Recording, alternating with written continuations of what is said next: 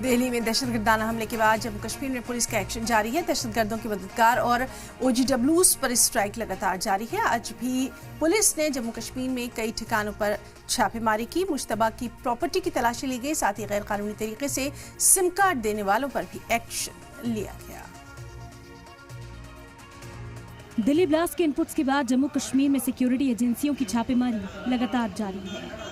इसी कड़ी में अब पुलिस ने सिम कार्ड बेचने वाली दुकानों पर भी सख्त कार्रवाई शुरू कर दी। जराये के मुताबिक सिक्योरिटी फोर्सेस को ऐसी जानकारी मिली है कि दहशतगर्द और उनके मददगार फर्जी या गैर कानूनी तरीके से हासिल किए गए सिम कार्ड्स का इस्तेमाल कर रहे हैं।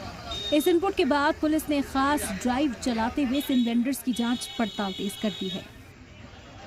पिछले कई दिनों से इस तरह की जानकारी जो है वो यहाँ पर मिली है कि किस तरह से यहाँ पर पूरी तरह से जो अलग अलग जगह पर जो सर्च है वो भी यहाँ पर चलाई जा रही है और सिम वेंडर्स को चेक किया जा रहा है कि कोई भी व्यक्ति जिसको जो सिम दी जा रही है वो सही पर्सन है या नहीं, और उसके पूरे डॉक्यूमेंट जो है चेक किए जा रहे हैं। प्रॉपर रजिस्टर जो है वो चेक किए जा रहे हैं कहाँ कहाँ ये सिम गई है, क्योंकि पिछले कुछ दिनों से जो क्रैकडाउन चल रहा है उसमें कई सारे ऐसे सबूत सुरक्षा बलों को मिले हैं कि जो कम्युनिकेशन डिवाइसेज है उसका भी यहाँ पर इस्तेमाल किया गया है।